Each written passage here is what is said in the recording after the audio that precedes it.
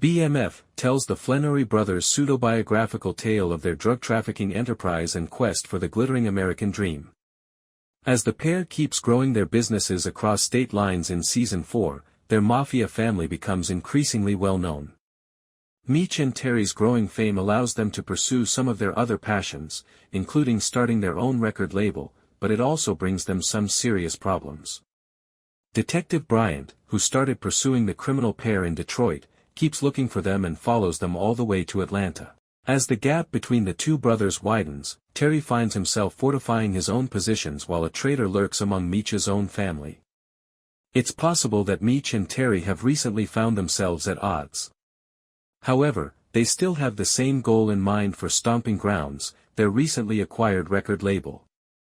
As a result, the older brother begins attempting to find their first artist, Purdy, shortly after the idea is born. Her new song has already reached the top 10 on the charts, making her a burgeoning star. She is obviously unhappy with her previous record label, though, as they keep all the profits from her paintings and just give her the absolute minimum.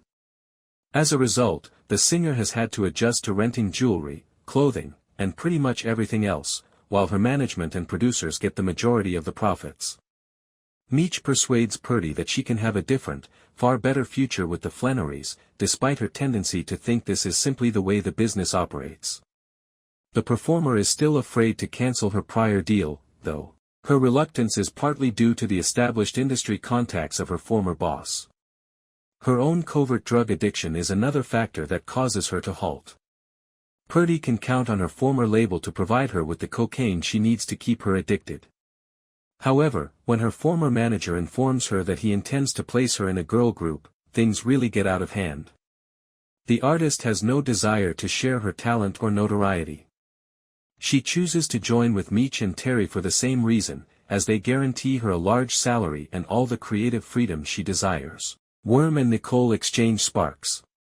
Even though Meech and Terry's business is booming, their family in Detroit is still having financial difficulties.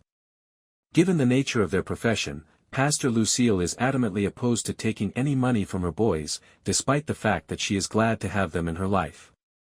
As a result, the Flenory household will unavoidably have financial difficulties when Charles's band takes an indefinite break. Nicole is lucky enough to have a full-ride college scholarship. It merely pays for her tuition, though.